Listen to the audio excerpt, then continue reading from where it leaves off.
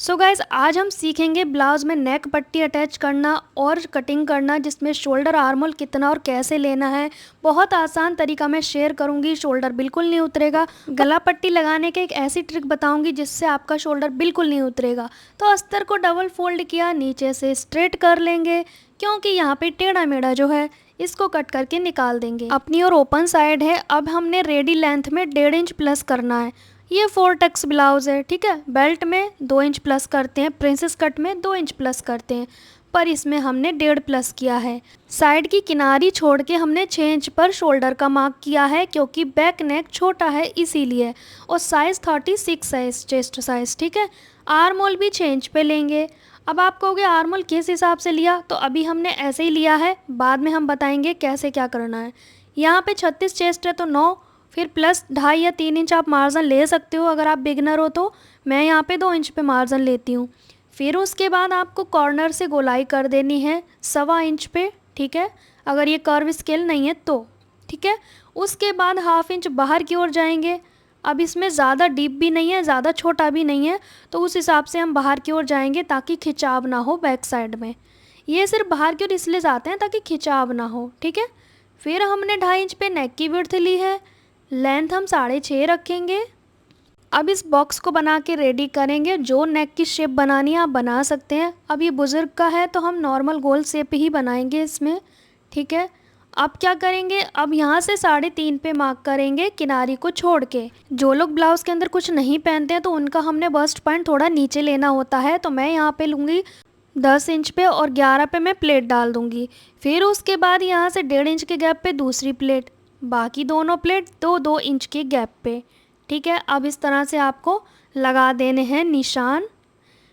यह हमारी वस्ट पॉइंट के हिसाब से सारी प्लेट डल गई। किनारी वाला हिस्सा कट कर दिया, बाहर के निशान पे कटिंग करेंगे। एक चीज़ मैं आपको बता दूं, कटिंग के समय हमने कटिंग से पहले ही आर्म होल राउंड चेक करना है। जितना आपको चाहिए उसमें आपका 1 इंच एक्स्ट्रा होना चाहिए, क्योंकि हाफ शोल्डर के लिए, हाफ हमारी प्लेट के लिए। तो मेरा तो बिल्कुल परफेक्ट आ गया है क्योंकि मुझे एक्सपीरियंस है इसीलिए। अब ये आई पट्टी के लिए हमने कपड़ा छोड़ देना है, हुक आई पट्टी का 1/2 इंच बाहर की ओर लटका दिया हमने और फिर एज इट इज़ मार्क कर लेंगे, क्योंकि बहुत सारे लोग कहते हैं आपने तो लिया ही नहीं मार्जिन। मैं इस 1/2 इंच को बाहर की ओर कर देती हूँ, वही मार्जिन है। अब यहाँ पे नेक विड्थ रख लेंगे जितना हमारा फ्रंट का है उतना। मेन हमारी शोल्डर पट्टी होती है। अब फ्रंट में हमने 1.5 इंच प्लस किया था, लेकिन बैक में हमें 1 इंच ही रखना है, तो जो एक्स्ट्रा है उसे हटा देंगे।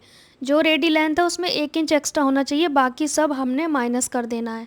चौड़ाई में 1 इंच कम करना है क्योंकि फ्रंट में प्लेट ज़्यादा है, बैक में कम, इसलिए हमें छोटा बड़ा रखना चाहिए, वरना सिलते समय हमारा छोटा बड़ा होगा, लेकिन अब नहीं होगा।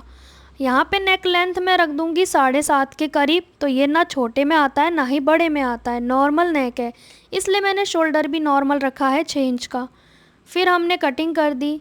अब हम फ्रंट आर्म होल की छटाई करेंगे। गाइज आप हमारे चैनल पे नए हैं तो लाइक के बटन के पास हाइप का ऑप्शन है, उसे ज़रूर क्लिक करें।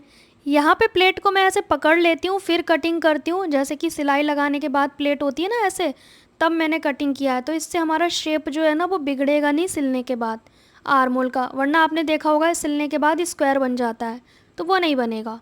अब हम क्या करेंगे, 4 फोल्ड में कपड़ा रखेंगे स्लीप के लिए, तो जितनी ज़रूरत है मैं पहले उतना निकाल लूँगी। चेस्ट का 4th पार्ट प्लस 1 इंच, इतनी हमें चौड़ाई चाहिए होती है बाजू की कपड़े के लिए, ठीक है। अपनी और बन साइड रेडी लेंथ में 1 इंच प्लस, तुरपाई कर रहे हो तो 2 इंच प्लस। यहाँ पे मैं पलटने वाला बनाऊँगी बिकॉज बॉर्डर है ना इसीलिए। यहाँ पे हम क्या करेंगे, 3.25 इंच पे डाउन करेंगे। अब ये ना तो स्लीव छोटी है ना बड़ी, छोटी स्लीव में हम 2.5 इंच डाउन करते हैं, बड़ी में 3 इंच। अब ये बीच की है तो मैं 3.25 कर दूँगी, ठीक है। अब हमने नीचे की ओर पे गोलाई का आधा लेना है। जो भी आपकी गोलाई है, जितनी भी आपकी गोलाई है उसका आधा कर देंगे। तो यहाँ पे मैंने 6 लगा दिया, लेकिन मेरे कस्टमर की 5.5 है तो मैं वापस से 5.5 लगाऊंगी। गोलाई का निशान लगाने के बाद अब हमने बाइसेप्स का निशान लगाना है, तो इनका है 6.5, तो 6.5 पे हम निशान लगा देंगे।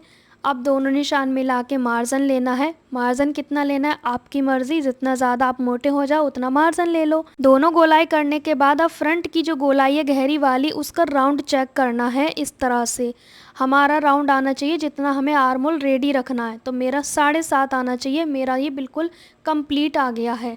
तो इस तरीके से करोगे ना तो बाजू छोटी पड़ेगी ना आर्म होल बड़ा होगा। मतलब दोनों के आर्म होल हमने मैच करके जो रखे हैं, फिर छोटा बड़ा होने का क्या ही मतलब है, बिल्कुल नहीं होने वाला। इस तरह से हम दूसरे 2 पार्ट में कटिंग कर देंगे, सिर्फ 2 पार्ट में, ठीक है। ये हमारी आर्म होल की कटिंग हो गई, बाजू के आर्म होल की। मेन कपड़ा डबल फोल्ड में रखेंगे, सीधा साइड अंदर रहेगा, उल्टा ऊपर रहेगा। 1-1 इंच एक्स्ट्रा मार्जिन लेके कटिंग करेंगे। फ्रंट पार्ट ओपन साइड से रखा है, बैक पार्ट बंद साइड से रखना है। मार्जिन लेके ही कटिंग करेंगे। यहाँ पे भी मार्जिन लेंगे लेकिन बंद वाले को बंद साइड से लेंगे। स्लीव के लिए कपड़ा काफ़ी बच गया है, अगर ये बड़े स्लीव बनवाते तो बन जाता। यहाँ से 4 फोल्ड किया, स्लीव को रखा बंद साइड से, मतलब बंद वाले को बंद साइड ही रखना है वरना आपकी स्लीव के 4 पीस हो जाएंगे। 1 इंच एक्स्ट्रा मार्जिन लेके कट कर दिया। अब इसमें मैंने कच्चा कर लिया। अस्तर लगाने के बाद जो एक्स्ट्रा कपड़ा है उसे हम कट कर देंगे। मेरी कैंची से मैंने एक स्टोन कट कर दिया है, इसलिए कैंची बहुत स्लो चल रही है। बाकी हमने इस तरह से कपड़े पे अस्तर लगा लिया। अब गले की पट्टी ऐसे लगाएं कि बिल्कुल भी शोल्डर ना उतरे। तो हमें क्या करना है, और ये पट्टियाँ कट करनी है। ज़्यादा डीप नेक है तो आप बुकरम पे बना सकते हैं, पर यह तरीका भी बेहद आसान है। इसकी चौड़ाई मैंने 1.25 इंच ली है पट्टी की। स्केल की जितनी मैंने ली है, जितना भी होगा ये इतनी काफ़ी रहती है। और ये पट्टी होती है तिरछे कपड़े से, ठीक है। यहाँ पे तीनों पट्टियों को आपस में कैसे जोड़ेंगे, इस तरह से पहले छांट लेंगे एक बराबर तिरछा, फिर इसको एक का अपोजिट करना है, दूसरे का कोना इस साइड और उसका इस साइड। अब हमारी ये सिलने के बाद सीधी हो जाएगी, तो पहले आप रख के चेक कर लें ताकि गलत ना जुड़े। अब मैं कैसे लगाती हूँ चलिए देखते हैं। यहाँ पे मैं क्या करती हूँ, पट्टी को ना इस तरह से खींचती हूँ। पहले लगाने से पहले इसको खींचना होता है इस तरह से, ताकि इसकी जो लूजिंग है वो सब निकल जाए। फिर ये बिल्कुल मेन जो कपड़ा बचा है स्ट्रेट वही रह जाएगा। अब इसकी जॉइंट पकड़ के हम खींचेंगे, वरना जॉइंट जो है वो खुल सकते हैं। अच्छे से खींचेंगे ताकि इसकी जो जितनी भी लूजिंग है ना अस्तर की, वो बिल्कुल निकल जाए। होता क्या है, धुलने के बाद ना ये लूजिंग रहती है, फिर उसका और ज़्यादा लूज़ हो जाता है, फिर वो नेक उतरता है। इस तरह से लगा के देख लीजिए, थोड़ा सा अंतर ज़रूर पड़ेगा। तो अब हमने काफ़ी अच्छे से खींच ली इस पट्टी को। ये खींचने से पतली भी हो गई, इसलिए आपको थोड़ी चौड़ी भी रखनी है पट्टी। 1/2 इंच हम पट्टी को बाहर की ओर निकाल के रखेंगे। अब हमने सीधी साइड पे रखा है पट्टी को, आधा इंच बाहर की ओर लटका दिया हमने।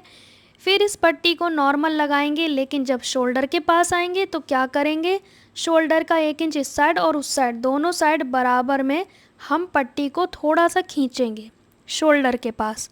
इससे क्या होगा, नेक बिल्कुल नहीं उतरेगा, गारंटी है। आप इसे लगाने की कोशिश ज़रूर करें, हो सकता है आपकी प्रॉब्लम सॉल्व हो जाए। लेकिन और जगह पे नहीं खींचेंगे, क्योंकि हमने पट्टी को पहले ही अच्छे से स्ट्रेच कर लिया है। अगर आप साथ के साथ लगा रहे हैं, आपने पट्टी को नहीं खींचा है, तो आप साथ के साथ खींचते हुए लगा सकते हो। ये तरीका बहुत आसान है पट्टी लगाने का, और आपका नेक भी नहीं उतरेगा। लेकिन जो शोल्डर का मार्जिन है वो दोनों का एक ही तरफ होना चाहिए। इस शोल्डर का आगे कर दिया, वो दूसरे शोल्डर का पीछे, वो नहीं चलेगा। 1/2 इंच एक्स्ट्रा करके छोड़ दिया नेक पट्टी को। अब क्या करना है, पहले प्लेट चेक करनी है कि भाई ऊपर नीचे तो नहीं हो रही दोनों पार्ट की, तब हम आगे की पट्टी को फोल्ड करेंगे।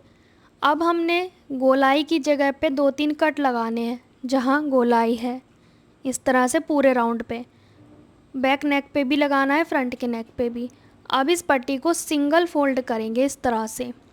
जितना आप तुरपाई में दबा सकते हैं उतना मार्जिन रखें और फिर फोल्ड कर दें, क्योंकि ये जो हमने सिंगल फोल्ड किया है ना, ये इसमें तुरपाई होनी है। अभी कट लगाते जाएंगे जहाँ जहाँ गोलाई आएगी। आज हमने सेकंड चैनल पे एक वीडियो डाला है जिसमें मटका गले की कटिंग करना सिखाया है। बहुत सारे लोग कहते हैं कि हमारा मटका गला ना सीधा सीधा गोल बन जाता है स्टिचिंग के बाद, तो वो उसमें क्या गलतियाँ आप करते हो वो ज़रूर देखना। वीडियो सेकंड चैनल पे डाल दिया है हमने। यहाँ पे सिंगल फोल्ड मैंने इस तरह से करा है पूरे नेक पट्टी को, जहाँ गोलाई आएगी वहाँ पे कट लगाना है।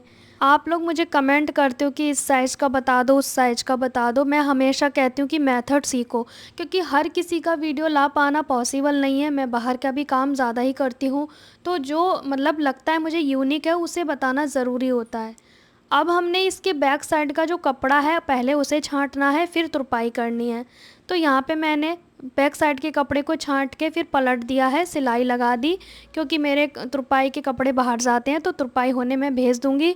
लेकिन उससे पहले मैं आपको दिखा रही हूँ कि ये ब्लाउज़ बनके कंप्लीट हो गया है, बहुत ही सुंदर।